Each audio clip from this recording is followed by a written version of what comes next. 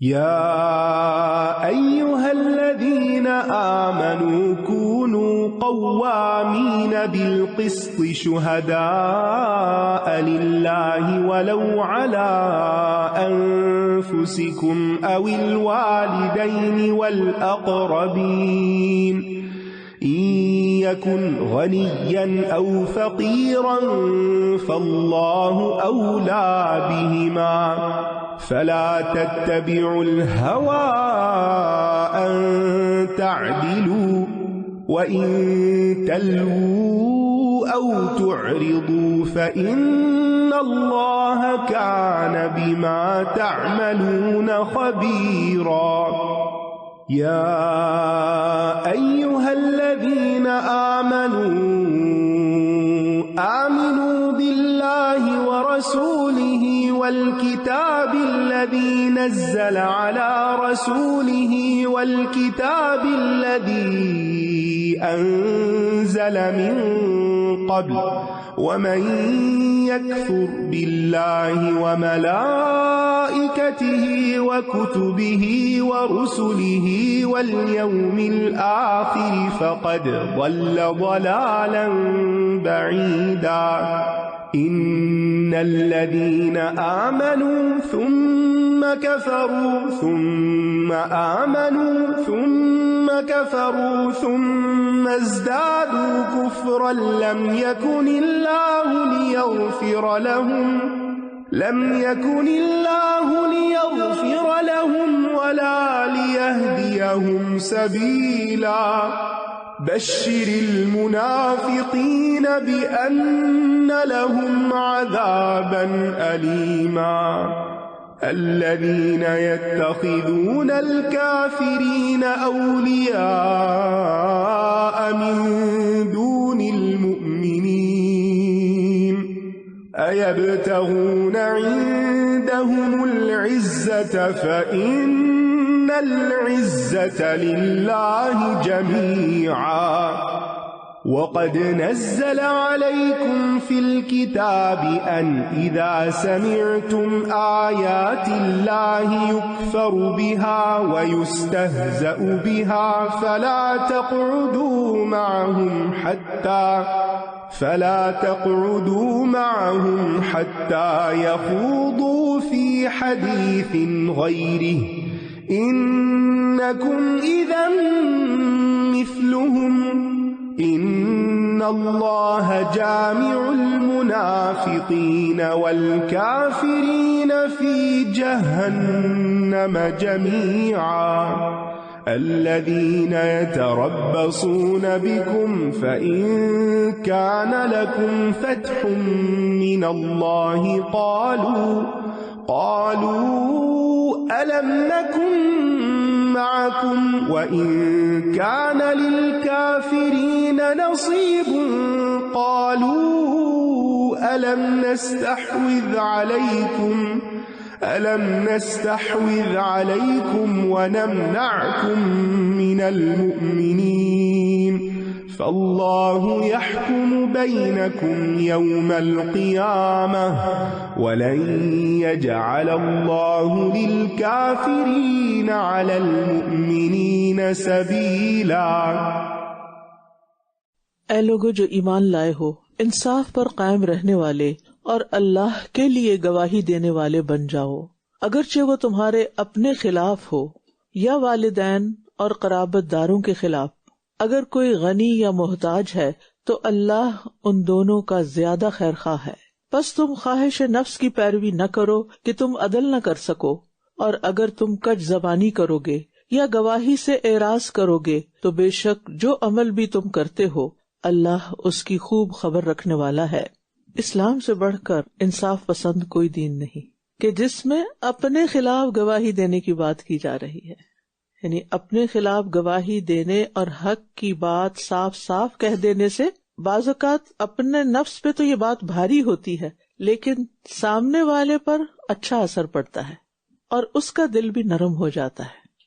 یعنی مثلاً اگر آپ کسی کو جا کے کہتے ہیں I'm sorry، میری غلطی ہے، مجھے غصہ آ گیا تھا، میں اپنی غلطی مانتی ہوں، میری کوتاہیاں ہیں، تو اب یہ کیا کر رہے ہیں آپ اپنے خلاف بات کر رہے ہیں۔ یہ کرنا بڑا مشکل ہوتا ہے، لیکن جو اپنی غلطی جان لے، اس کو مان لے، اس کا اقرار کر لے، ضرورت کے وقت اس کا اظہار کرے، تو ایسا شخص معاملات کو درست سمت لے جا سکتا ہے۔ اسی طرح اپنے بعد والدین کے خلاف گواہی دینا، یہ بعض اوقات والدین ظلم کر رہے ہوتے ہیں کیونکہ وہ بھی انسان ہے، لیکن بچے کیوں چپ رہتے ہیں، کیوں خاموش رہتے ہیں کہ ماں باپ ہے نا، کچھ کہہ نہیں سکتے، اب کیا کریں، ماں ہے نا، کیا کہیں، چاہے وہ بھابھی کے اوپر کتنا بھی ظلم کر رہی ہیں، لیکن ماں ہے نا تو میں ماں کو نہیں کچھ کہہ سکتا۔ نہیں، ہمارا دین کیا چاہتا ہے کہ جو بھی زیادتی کر رہا ہے اس کو اس زیادتی سے روکا جائے، کیونکہ اس کے ساتھ خیر خواہی یہی ہے۔ آج تم ان کا ساتھ دے رہے ہو ظلم کے باوجود، کل وہ تمہیں پکڑیں گے، تمہارا گریبان پکڑیں گے کہ روکا کیوں نہیں تھا، دنیا میں کیوں نہیں منع کیا تھا۔ اسی طرح بعض اوقات والدین کے درمیان اختلاف ہو جاتا ہے تو بچے عموماً کس کی طرف داری کرتے ہیں؟ ماں کے۔ سب نے ایک ہی بات کہی ہے، کیوں ماں کی کرتے ہیں؟ کیونکہ ماں نے پالا ہوتا ہے، ماں کی خدمت بہت ہوتی ہے اور ماں کے احسانات بہت ہوتے ہیں، اور ماں ان کی برین واشنگ بھی خوب کر چکی ہوتی ہے، ان کو اپنی پارٹی بنایا ہوا ہوتا ہے۔ تو اب ایسے میں اگر باپ زیادتی نہ بھی کر رہا ہو تو نظر ایسے ہی آئے گا کہ باپ زیادتی کر رہا ہے، اور اگر ماں زیادتی کر رہی ہو تو اسے کبھی نہیں روکیں گے کہ آپ ایسا نہ کیا کریں۔ پھر اسی طرح رشتہ دار، تو عام طور پر لوگ رشتہ داروں کے حق میں جا گواہی دیتے ہیں، چاہے وہ انہوں نے کوئی قتل کیا ہو یا کوئی فراڈ کیا ہو، غبن کیا ہو۔ تو یہ صرف عدالت کے معاملات نہیں ہیں بلکہ گھریلو زندگی میں بھی ان چیزوں کی ضرورت پیش آتی ہے۔ تو ایسی صورت میں انسان خواہشات کی پیروی نہ کرے اور کسی کا بھی غلط طور پر ساتھ نہ دے، اور اس میں انسان کے لیے خیر ہی خیر ہے۔ اللہ تعالیٰ فرماتے ہیں اگر کوئی غنی یا محتاج ہے تو اللہ ان دونوں کا زیادہ خیر خواہ ہے۔ یعنی بعض اوقات ہم کسی کے خلاف کیوں نہیں گواہی دیتے، بیچارہ غریب ہے، مارا جائے گا، اس کی روزی چلی جائے گی، چلو جھوٹی گواہی دے دیتے، نہیں، ہر حال میں سچی گواہی ہی دینی ہوگی۔ اے لوگو جو ایمان لائے ہو، ایمان لاؤ اللہ اور اس کے رسول پر، اور اس کتاب پر جو اس نے اپنے رسول پر نازل کی، اور اس کتاب پر جو اس نے اس سے پہلے نازل کی، اور جو کوئی اللہ کا اور اس کے فرشتوں کا اور اس کی کتابوں کا اور اس کے رسولوں کا اور آخرت کے دن کا انکار کرے گا تو یقیناً وہ گمراہی میں بہت دور نکل گیا۔ یہاں اس آیت سے ارکان ایمان پتہ چل رہے ہیں کہ کن کن چیزوں پر ایمان لانا ضروری ہے اور کن چیزوں کا انکار انسان کے لیے گمراہ کن ثابت ہوتا ہے۔ بے شک وہ لوگ جو ایمان لائے پھر انہوں نے کفر کیا، پھر وہ ایمان لائے پھر انہوں نے کفر کیا، کبھی ادھر کبھی ادھر، پھر وہ کفر میں بڑھتے گئے، اللہ انہیں ہرگز نہ بخشے گا اور نہ انہیں کسی راستے کی ہدایت دے گا۔ منافقوں کو خوشخبری دے دیجئے کہ ان کے لیے دردناک عذاب ہے۔ یعنی ایسے کام عام طور پر منافق لوگ کرتے ہیں، کبھی اپنے اسلام کا اظہار کریں گے، کبھی اسلام کے خلاف باتیں کریں گے۔ جو لوگ مومنوں کو چھوڑ کر کافروں کو دوست بنا لیتے ہیں، کیا وہ ان کے پاس عزت چاہتے ہیں؟ پس وہ جان لیں کہ عزت تو ساری کی ساری اللہ ہی کے لیے ہے۔ عزت کا مفہوم جو ہے نا عربی زبان میں اردو کی نسبت بہت وسیع ہے۔ اردو میں عزت محض احترام اور قدر و منزلت کا معنی میں آتا ہے، مگر عربی میں عزت کا مفہوم یہ ہے کہ کسی شخص کو ایسی بلند اور محفوظ حیثیت حاصل ہو جائے کہ کوئی اس کا کچھ نہ بگاڑ سکے۔ تو ساری عزت اللہ کے لیے، یعنی کوئی اللہ کا کچھ بھی نہیں بگاڑ سکتا، وہ ہر چیز سے محفوظ ہے۔ اور پھر یہ ہے کہ انسان کو عزت اللہ سے مانگنی چاہیے، عزت اللہ ہی دیتا ہے، یہ عطا اسی کی ہے، لہذا عزت پانے کے لیے اللہ کو ناراض نہ کریں، کیونکہ عزت اللہ سے ملے گی اور آپ نے اللہ کو ناراض کر دیا تو پھر کہاں سے ملے گی۔ ایک آدمی نے امام احمد سے کہا مجھے کوئی وصیت کرے، تو انہوں نے کہا آپ جہاں بھی ہوں آپ اللہ کے حکم کو بہت عزیز جانیں، اللہ آپ کو عزت عطا کرے گا۔ یعنی عزت اللہ تعالیٰ کی اطاعت میں ہے، اور بلا شبہ اس نے کتاب میں تم پر نازل کیا ہے کہ جب تم سنو کہ اللہ کی آیات کا انکار کیا جا رہا ہے اور ان کا مذاق اڑایا جا رہا ہے تو تم ان مذاق اڑانے والوں کے ساتھ مت بیٹھو یہاں تک کہ وہ اس کے علاوہ کسی اور بات پہ مشغول ہو جائیں، ورنہ تب تم ان جیسے ہی ہو جاؤ گے۔ بے شک اللہ سب منافقوں اور کافروں کو جہنم میں جمع کرنے والا ہے۔ تو اس آیت کی روح سے ایسی مجالس میں بیٹھنے کی ممانعت ہے جہاں اللہ کی نافرمانی کے کام ہو، اور خاص طور پر جہاں دین کا مذاق اڑایا جا رہا ہو، اللہ کی آیات کا مذاق اڑایا جا رہا ہو۔ اسی طرح ایسی مجالس میں بھی نہیں بیٹھنا چاہیے جہاں صریحاً اللہ کی نافرمانی ہو رہی ہو، اللہ کے حکم کی۔ رسول اللہ صلی اللہ علیہ وسلم نے فرمایا جو شخص اللہ اور یوم آخرت پر ایمان رکھتا ہو وہ اس دسترخوان پر نہ بیٹھے جس پر شراب کا دور چلتا ہو۔ یعنی جب پہلے سے ہی پتا ہو کہ وہاں شراب سرو ہوگی تو پھر اس انویٹیشن کو قبول نہ کریں۔ اور اسی طرح جس مجلس میں جھوٹ پر مبنی ہنسی مذاق کی باتیں ہوں اور ہنسی ہنسی میں دین کی کچھ باتوں اور چیزوں کا مذاق اڑایا جائے، وہاں سے بھی اٹھ جانا چاہیے، چاہے وہ گھر کے اندر ہو رہا ہو یا باہر کسی مجلس میں، اس مجلس سے بائیک آؤٹ کرے وہاں، یعنی صرف چپ کر کے بیٹھنا بھی غلط ہے، اٹھنا چاہیے وہاں سے۔ ابو وائل کہتے ہیں جب ایک شخص کسی مجلس میں بیٹھ کر کوئی ایسی جھوٹی بات کرتا ہے تاکہ وہ اس کے ذریعے اہل مجلس کو ہنسائے تو اللہ ان سب پر ناراض ہو جاتا ہے۔ اور اسی طرح کسی مجلس میں دین کے عیب سن کر اسی میں بیٹھے رہنا، یہ بھی منافقت کی علامت ہے، کہ ایمانی غیرت کا تقاضا کیا ہے کہ جب کوئی شخص دین کے خلاف بات کرے تو آپ کے کان کھڑے ہو جائیں اور آپ الرٹ ہو جائیں اور آپ محسوس کروائیں کہ مجھے یہ بات پسند نہیں، یہ بات نہیں کرنی چاہیے۔ بعض اوقات آپ دیکھیں کہ کچھ لوگ، یعنی یہ نہیں کہ بہت انٹینشنلی، لیکن ایسے ہی ہنسی مذاق ہے تو کہیں سے کوئی بات سن لی، وہ آ کے گھر میں کرنا شروع کر دی، تو اس وقت بھی روکنا چاہیے کہ نہیں، یہ اللہ سبحانہ تعالیٰ کے دین کے قرآن کے ادب کے خلاف ہے کہ ہم ایسی کوئی لینگویج استعمال کریں یا اس طرح کوئی ایکسپریشن دیں۔ آپ دیکھیے کہ اگر کوئی شخص آپ کے ماں باپ کے خلاف بات کرے یا آپ کے اپنے ہی خلاف بات کرے تو کیا آپ سنیں گے؟ نہیں، ہم فوراً اپنی ناراضگی کا اظہار کریں گے۔ تو کیا اللہ اور اس کے رسول اور اس کی کتاب اور اس کا دین اتنی اہمیت بھی نہیں ہماری نگاہ میں رکھتا کہ اگر ان کے خلاف کوئی بات کرے تو ہم پھر بھی کہیں کہ کوئی بات نہیں، وسعت قلبی کا مظاہرہ کرنا چاہیے۔ اب یہاں یہ نہیں کہا کہ مار پٹائی شروع کر دو، ہاتھا پائی شروع کر دو، گریبان پکڑ لو، یہ نہیں کہا گیا۔ کیا کرا؟ آپ خود وہاں سے اٹھ جاؤ۔ اور اس لیے بھی کہ انسان جب شیطانی وسوسہ بھی دل میں جگہ دیتا ہے نا، لوگوں کی ایسی باتیں بھی، تو اس کا اپنا دل بھی بدلنے لگتا ہے، تو ایسے لوگوں کے اثرات پھر آپ پر نہ آ جائیں۔ اور یا پھر یہ کہ تم ان باتوں کو ہلکا نہ سمجھنے لگو جو آخرت میں بہت بڑی پکڑ کا سبب ہونے والی ہیں۔ وہ لوگ جو تمہارے بارے میں انتظار کرتے رہتے ہیں، پھر اگر تمہارے لیے اللہ کی طرف سے کوئی فتح ہو جائے تو کہتے ہیں کیا ہم تمہارے ساتھ نہ تھے؟ اور اگر کافروں کے لیے فتح میں کوئی حصہ ہو تو کہتے ہیں کہ کیا ہم تم پر غالب نہیں آ رہے تھے اور ہم تمہیں مومنوں سے بچا نہیں رہے تھے؟ بس اللہ قیامت کے دن خود تمہارے درمیان فیصلہ کرے گا اور اللہ کافروں کے لیے مومنوں پر ہرگز کوئی راستہ نہ بنائے گا۔ ان المنافقین یخادعون اللہ وهو خادعهم وإذا قاموا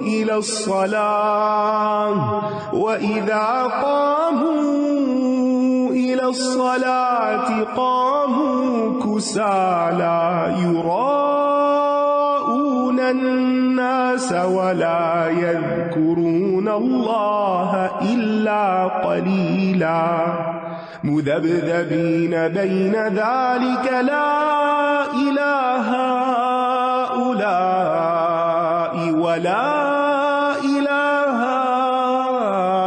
هؤلاء ومن يضلل الله فلن تجد له سبيلا يا أيها الذين آمنوا لا تتخذوا الكافرين أولياء من دون المؤمنين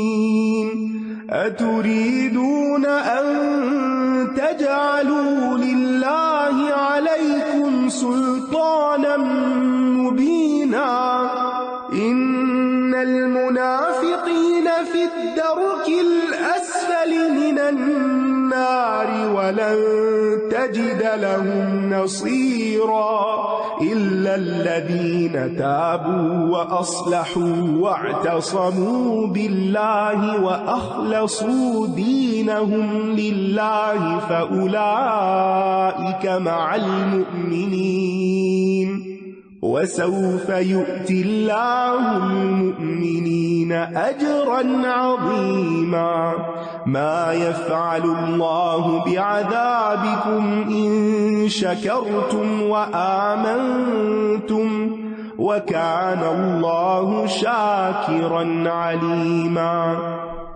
لا يحب الله الجهر بالسوء من القول إلا من ظلم وكان الله سميعا عليما إن تبدوا خيرا أو تخفوه أو تعفوا عن سوء فإن الله كان عفوا قديرا إن الذين يكفرون بالله ورسله ويريدون أن يفرقوا بين الله ورسله ويقولون نؤمن ببعض ونكفر ببعض ويريدون أن يتخذوا بين ذلك سبيلا أولئك هم الكافرون حقا وأعتدنا للكافرين عذابا مهينا والذين آمنوا بالله ورسله ولم يفرقوا بين أحد منهم أولئك سوف يؤتيهم أجورهم وكان الله غفورا رحيما۔ بے شک منافق اللہ کو دھوکہ دیتے ہیں حالانکہ اس نے انہیں دھوکے میں ڈال رکھا ہے، اور جب یہ نماز کے لیے کھڑے ہوتے ہیں تو انتہائی سستی سے کھڑے ہوتے ہیں، لوگوں کو دکھاوا کرتے ہیں اور اللہ کو بہت تھوڑا یاد کرتے ہیں۔ یہ منافقت کی علامات ہیں، نماز میں سستی اور دوسروں کو بتانے کے لیے نماز پڑھنا، کسی ایسی مجلس میں ہونا کہ جہاں سب نماز پڑھ رہے ہیں تو شرمک شرمی جیسے کہتے ہیں نماز کے لیے کھڑے ہو جانا، اور اگر کوئی نہ دیکھ رہا ہو تو نماز کی پرواہ نہ کرنا، اور اگر نماز پڑھنا بھی تو اللہ کو کم ہی یاد کرنا، ادھر ادھر کی باتیں ہی سوچتے رہنا۔ تو ہم سب کو بھی اپنے دلوں کا جائزہ لیتے رہنا چاہیے کہ کہیں ہم نمازوں میں سستی تو نہیں کرتے، دیر سے تو نہیں پڑھتے، بغیر کسی رغبت کے پڑھتے ہیں کہ دل نہیں چاہ رہا بس مجبوری کے مارے پڑھ لیں، جیسے کسی انسان کو بس دھکے سے کوئی کام کروایا جائے، اور پھر یہ احساس ہی نہ ہو کہ پڑھنے پر ثواب ہوگا اور نہ پڑھنے پر عذاب ہوگا، بس ایک مشینی انداز میں پڑھ رہے ہیں۔ تو نماز قائم کرنے میں سستی کرنا منافقوں کی علامت میں سے ہے، اس سے ہر صورت بچنا چاہیے، اور اگر کوئی کسی قسم کی سستی ہے بھی تو اللہ سے دعا کرنی چاہیے کہ اللہ نماز کو میری آنکھوں کی ٹھنڈک بنا دے، اور میرے لیے سارے کاموں میں سے اہم ترین کام زندگی کا میری نماز ہی ہو، میرے دل میں نماز کا شوق، خشوع اور اخلاص پیدا کر دے۔ تمام نمازوں میں سے خاص طور پر عصر کی نماز کو لیٹ کرنا یہ منافقت کی علامت ہے۔ نبی صلی اللہ علیہ وسلم نے فرمایا یہ منافق کی نماز ہے، 3 بار فرمایا۔ بیٹھا سورج کا انتظار کرتا رہتا ہے یہاں تک کہ جب وہ شیطان کے 2 سینگوں کے درمیان یعنی غروب کے بالکل قریب ہو جاتا ہے تو اٹھتا ہے اور 4 ٹھونگے مار لیتا ہے۔ ان میں اللہ کو یاد نہیں کرتا مگر بہت کم، کیونکہ جلدی کی نماز میں پھر انسان جس کام کے لیے جلدی کر رہا ہوتا نا اس کے بارے میں سوچ رہا ہوتا، نماز کے اندر نہیں اس کی توجہ ہوتی۔ اور یاد رکھیے کہ جب دل میں کسی کام کے کرنے کا شوق نہیں ہوتا نا تو انسان کے اعضاء، انسان کا جسم بھی وہ کام نہیں کرنا چاہتا۔ انسان کسی کام کو کس طرح کرتا ہے اس کا انحصار اس پر ہے کہ اس کام کی اس کے دل کے اندر کتنی اہمیت ہے، اس کا کتنا شوق ہے، اس کا کتنا اس کو فائدے کا یقین ہے، اور نہ کرنے کی صورت میں اس کو نقصان کا کتنا یقین ہے۔ اور یاد رکھیے کہ نماز میں سستی جو ہے اور نماز نہ پڑھنا جو ہے یہ دنیا میں بھی نحوست کا باعث ہوتا ہے۔ ابو خلاد کہتے ہیں جب کسی قوم میں ایسے لوگ ہوتے ہیں جو نماز میں کوتاہی کرتے ہیں اور اللہ کے حکم کو سنجیدگی سے نہیں لیتے تو ان کی سب سے پہلی سزا یہی ہوتی ہے کہ ان کے رزق میں کمی کر دی جاتی۔ یاد رکھیے رزق سے مراد صرف مال نہیں، علم بھی، نیکی کے کاموں کی توفیق بھی، اولاد، یعنی بہت سی چیزیں رزق ہیں۔ اور کثرت سے اللہ کا ذکر کرنا نفاق کو دور کرتا ہے، کیونکہ منافق اللہ کو یاد نہیں کرتے یا بہت کم کرتے ہیں۔ منافقوں کے بارے میں کیا فرمایا؟ وَلَا يَذْكُرُونَ اللَّهَ إِلَّا قَلِيلًا، اور مومنوں کے بارے میں کیا فرمایا؟ وَالذَّاكِرِينَ اللَّهَ كَثِيرًا وَالذَّاكِرَاتِ، بالکل اپوزٹ۔ یہ اس کے درمیان متذبذب ہیں، نہ پورے ان لوگوں کی طرف ہیں اور نہ ان لوگوں کی طرف، نہ سچے مومن ہیں کہ ان سے جا ملے اور نہ ہی کفر میں ہے پوری طرح کہ ان کے لیے مخلص ہو، ان کے لیے بھی نہیں۔ اور جسے اللہ بھٹکا دے تو آپ ہرگز اس کے لیے کوئی راہ نہ پائیں گے۔ یہ جو کنفیوژن کی سٹیٹ ہوتی ہے نا، تذبذب کی، انسان کے لیے ورسٹ سٹیٹ ہوتی ہے، کیونکہ انسان اپنے آپ کو ضائع کر رہا ہوتا ہے، کسی کام کا نہیں ہوتا۔ یعنی اگر آپ یہ ڈیسیژن نہ لے سکتے کہ آپ نے کیا کرنا ہے، وہ بچے جو یونیورسٹی میں داخلہ لے لیتے ہیں پھر وہ کبھی ادھر سوئچ کرتے ہیں، کبھی ایک سبجیکٹ میں جاتے ہیں، کبھی دوسرے میں، کبھی کچھ پڑھتے ہیں، کبھی زندگی میں کچھ پڑھتے ہیں، کہیں نہیں پہنچتے، کچھ نہیں بنتے۔ اور اسی طرح کسی بھی کام میں اگر آپ ہاتھ ڈال رہے ہیں اور آپ پورے یقین سے اس کو نہیں کر رہے تو اس کی کوئی کوالٹی نہیں ہوگی۔ نبی صلی اللہ علیہ وسلم نے فرمایا منافق کی مثال اس بکری کی سی ہے جو 2 ریوڑوں کے درمیان ماری ماری پھرتی ہے، کبھی اس ریوڑ کی طرف کبھی دوسرے ریوڑ کی طرف، اور نہیں جانتی کہ ان دونوں میں سے کس کے پیچھے لگے، کس کو فالو کرے، کس راستے پہ جائے. تو آخرت کے فائدے کے لیے ہمیں نیک لوگوں کی مجلس اختیار کرنی چاہیے اور دین میں کسی قسم کا شک نہیں ہونا چاہیے اور پورے کے پورے دین میں داخل ہو جانا چاہیے. یا ایھا الذین آمنوا ادخلوا فی السلم کافہ، بغیر کسی ڈر کے، بغیر کسی خوف کے. لا یخافون لومۃ لائم، کسی کی ملامت کی پرواہ کیے بغیر. کیا ہمارے لیے ضروری ہے کہ ہم لوگوں کو خوش کرنے کے لیے ان کے سامنے کچھ اور بن جائیں اور مسجد میں جا کر کچھ اور بن جائیں، اللہ والے نظر آئیں؟ یا تو ہم لوگوں والے ہیں، بندوں والے ہیں، یا اللہ والے ہیں. اللہ والا ہونے کا مطلب یہ نہیں کہ ہم بندوں سے بیزار ہیں، لیکن جب پیپل پلیجرر آپ بن جاتے ہیں تو پھر اللہ سے غافل ہو جاتے، کیونکہ پھر آپ صرف ان کی خوش آمد میں لگ جاتے، ان کے پیچھے دوڑنے لگ جاتے، ان کی پسند کے طریقے اختیار کرنے لگ جاتے، لباس ان کی مرضی کا پہنتے، کھاتے ان کی مرضی کا، کام ان کی مرضی کی، جاب ان کی مرضی کی، کوئی بات شوہر کی مرضی کی، کوئی باپ کی مرضی کی، کوئی بھائی کی مرضی کی، کوئی بیٹے کی مرضی کی، کوئی دوستوں کی مرضی کی. آپ کہاں ہیں؟ تو ایسا شخص کہ اپنے ساتھ زیادتی نہیں کر رہا. اللہ تعالیٰ ہمیں اپنے ساتھ مخلص بننے کے لیے کہہ رہے ہیں. کل بھی میں نے بات کی تھی نا، اپنے میں انویسٹ کریں، اپنی بھی کیئر کریں. اور اگر عمومی طور پر دیکھیں، خاص طور پر خواتین کو، مردوں کا بھی یہی حال ہے، یعنی شادی سے پہلے ماں باپ کو خوش کرتی رہتی ہیں، اور پھر اس کے بعد شوہر، اور پھر بچے، اور پھر کبھی کسی کے لیے بھاگ رہے، کبھی کسی کے لیے بھاگ رہے، اور اپنے آپ کو پھر جو مینو پاس شروع ہوتا ہے، تھوڑے بہت ان چیزوں سے فرصت ملتی ہے، پھر بستر پہ پڑ جاتی ہیں، پھر بیمار ہو جاتی ہیں، پھر ان کی کوئی کیئر کرنے والا نہیں، پھر روتے دھوتے ڈپریشن میں زندگی گزرتی. تو اللہ سبحانہ وتعالیٰ ہم سے یہ نہیں چاہتا کہ ہم اپنی جان پہ ظلم کریں، کیئر کریں سب کی، لیکن سب کو اپنے پاؤں پہ چلنا بھی سکھائیں. یہ ان کے حق میں بھی بہتر ہے اور ہمارے حق میں بھی. حتیٰ کہ ہم بچوں کی شادی تک کر دیتے ہیں نا تو ان کا پیچھا نہیں چھوڑتے. اس سے تو پوری طرح بچنے کی ضرورت ہے. بھائی ان کو اپنے لیے خود ڈیسیژن لینے دیں، فیصلے کرنے دیں. غلطی کریں گے نا تو ٹھیک بھی کر لیں گے. ہم ان کے غم میں ہی گھلے رہتے ہیں اور اپنی پرواہ نہیں کرتے. ٹھیک ہے آپ دوسروں کے کام ضرور آئیں، لیکن یہ ضرور یاد رکھیں کہ کہیں آپ تو اللہ کو ناراض نہیں کر رہے ہر وقت دوسروں ہی کے پیچھے چلتے رہنے سے.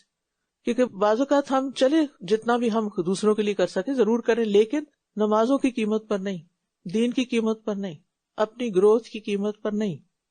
کچھ ٹائم آپ کے اپنے لیے بھی ہونا چاہیے جس میں آپ ریلیکس ہو سکیں. اور ریلیکس ہونے کا مطلب نہیں کہ غافل ہو کے سوئے رہیں، مطلب ایسی چیزیں پڑھیں، ایسے مجالس میں جائیں، ایسے لوگوں سے ملیں کہ جہاں آپ کا مورل ہائی ہو، آپ کا ایمان زیادہ ہو، آپ کی دل میں خوشی آئے، آپ کچھ بہتر کرنے کے قابل ہوں، آپ اپنی زندگی کا کوئی مقصد پورا کر سکیں، اپنے آپ کو پہچان کر کے مجھے اللہ نے کیا کیا صلاحیتیں دی ہیں اور میں ان کو اپنی آخرت کے لیے کہاں کہاں استعمال کر سکتی ہوں. یہ نہیں ان کے حقوق مار کے، ان کے حقوق دیں، لیکن جتنے ہیں اتنے ہی کافی ہیں، اس سے زیادہ نہیں. کیونکہ جہاں بھی زیادتی ہوتی ہے نا، حدیں پھلانگتے ہیں نا ہم، وہیں خرابی شروع ہو جاتی ہے. پھر ان کی توقعات اتنی بڑھ جاتی ہیں کہ آپ زندگی کی کسی سٹیج پہ وہ پوری کرنے کے قابل نہیں ہوتے نا، تو پھر ان کا رخ بدل جاتا ہے، پھر آپ ٹوٹ جاتے ہیں. میں نے ساری زندگی اس شخص کے لیے اس کی فرمائش پر گرم گرم روٹی اتار کے دی ہے، آج میں اس قابل نہیں، آج میں اس کی نگاہ سے اتر چکی. تو اس کو مطلب تو اپنے سے ہی تھا نا، یعنی میری تعریف صرف اس بنا پر تھی کہ میں اچھا پکاتی ہوں، اور جب میں پکانے کے قابل نہیں رہی تو میں نگاہ سے بھی اتر گئی. تو پھر انسان کو جو بھی کرنا ہے اللہ کے لیے کرے، کسی کی تعریف لینے کے لیے نہیں، صرف ان کو خوش کرنے کے لیے نہیں. اسی لیے اللہ تعالیٰ نے ہمیں بندوں کی غلامی سے نکالنا چاہتے، جو کرو میرے لیے کرو، اور پھر ہم خوشی سے کریں گے. پھر ہم اس سے بھی زیادہ کریں گے تو تھکیں گے نہیں. یاد رکھیے جو کام انسان خوشی سے کرتا ہے اس میں تھکتا نہیں. اور خوشی کب ہوتی ہے؟ حقیقی خوشی جب آپ صرف اللہ کے لیے کرتے ہیں. جب آپ لوگوں کے لیے کرتے ہیں نا اور وہ آپ کی تعریف نہیں کرتے تو آپ ٹوٹ پڑتے ہیں، تھک جاتے ہیں. اس سے باہر نکلیں. اے لوگوں جو ایمان لائے ہو، مومنوں کی بجائے کافروں کو اولیاء نہ بناؤ. کیا تم چاہتے ہو کہ تم اللہ کے ہاں اپنے خلاف کھلی حجت بنا لو؟ بے شک منافق آگ کے سب سے نچلے درجے میں ہوں گے، یعنی سب سے بدترین مخلوق ہیں، اور آپ ہرگز ان کے لیے کوئی مددگار نہ پائیں گے. جس طرح جہنم کے درجات ہیں، درجہ اوپر جاتا ہے، اسی طرح جہنم کے درکات ہیں، نیچے جاتا ہے. سوائے ان لوگوں کے جنہوں نے توبہ کر لی اور اصلاح کر لی اور اللہ کو مضبوطی سے تھام لیا اور اپنے دین کو اللہ کے لیے خالص کر لیا، تو یہی لوگ مومنوں کے ساتھ ہیں، اور اللہ عنقریب مومنوں کو اجر عظیم سے نوازے گا. دین کو اللہ کے لیے خالص کر دینے کا مطلب کیا ہے؟ کہ انسان کی ساری وفاداریاں اللہ کے ساتھ ہوں، کسی اور کے ساتھ نہیں. ساری دلچسپیوں، محبتوں، عقیدتوں کو اللہ کے آگے نظر کرے. کسی چیز کے ساتھ دل کا ایسا لگاؤ نہ ہو کہ اللہ کی رضا کے لیے اسے قربان نہ کیا جا سکتا ہو. انسان بائی نیچر چیزوں کے ساتھ اٹیچ ہوتا ہے، لیکن کرائیٹیریا کیا ہے کہ کسی سے ایسی محبت نہیں کہ وہاں اللہ کی ناراضگی آ رہی ہو، اس کی محبت میں ایسا کام نہیں کرنا کہ اللہ ناراض ہو جائے۔ اور اگر تم شکر کرو اور ایمان لے آؤ تو اللہ تمہیں عذاب دے کر کیا کرے گا؟ یعنی اللہ تعالیٰ تمہیں عذاب نہیں دینا چاہتا، لیکن شرط کیا؟ ایمان کے ساتھ شکر گزار ہو جاؤ، اور اللہ بڑا قدردان، بہت علم والا ہے۔ تو جس بندے کے اندر یہ دو خوبیاں ہوں گی، ایمان اور شکر کی، وہ عذاب سے بچ جائے گا۔ اللہ پسند نہیں کرتا کہ بری بات کا علانیہ اظہار کیا جائے، مگر یہ کہ کسی پر ظلم ہوا ہو، اور اللہ خوب سننے والا، خوب جاننے والا ہے۔ یعنی مظلوم کو یہ حق پہنچتا ہے کہ وہ اللہ کے حضور ظالم کے لیے بد دعا کرے، یا حاکم کے سامنے ظالم کا ظلم بیان کر کے اس سے مدد چاہے، یا کسی ایسے شخص کے سامنے بات کرے جو ظالم کا ہاتھ روک سکے، یا کم از کم خود ظالم کے اس ظلم سے بچ جائے۔ تو کسی کی برائیاں کرنا یا کسی کی غیبت کرنا حرام ہے، البتہ ظالم کے خلاف جہاں سے ظلم کا ازالہ ہو سکے وہاں بات کرنے کی اجازت ہے۔ یعنی مظلوم کو یہ حق حاصل ہے کہ ظلم سے بچاؤ کے لیے وہ دوسرے سے مدد طلب کرے۔ اگر تم کوئی نیکی ظاہر کرو یا اسے چھپاؤ یا کسی برائی سے درگزر کرو تو بے شک اللہ بہت معاف کرنے والا، بہت قدرت رکھنے والا ہے۔ اللہ تعالیٰ معاف کرنے والا ہے، تو پھر ہمارے لیے بھی پسندیدہ کیا ہے کہ جب ہم قدرت رکھتے ہوں کسی پر بدلہ لینے کی، سزا دینے کی، تو اس وقت معاف کر سکیں۔ اور یاد رکھیے کہ اللہ کی خاطر جو جھک جاتا ہے اسے عزت ملتی ہے۔ اللہ صرف تیری خاطر، میں اپنے آپ کو نیچا کر رہی ہوں۔ تو انسان سوچے کہ کون کون لوگ میری زندگی میں زیادتیاں کرنے والے ہیں اور ظلم کرنے والے ہیں، اور میں نے ان آیات کی روح سے ان کے ساتھ کیا معاملہ کرنا ہے۔ یعنی ظلم سہتے بھی نہیں جانا اور چھوٹی موٹی غلطیوں کو معاف کر دینا ہے۔ بے شک جو لوگ اللہ اور اس کے رسولوں کا انکار کرتے ہیں اور چاہتے ہیں کہ اللہ اور اس کے رسولوں کے درمیان تفریق کریں، اور کہتے ہیں کہ ہم کچھ کو مانتے ہیں اور کچھ کا انکار کرتے ہیں، اور چاہتے ہیں کہ اس کے درمیان کا کوئی راستہ اپنا لیں، یہی لوگ دراصل حقیقی کافر ہیں، اور ہم نے کافروں کے لیے رسوا کن عذاب تیار کر رکھا ہے۔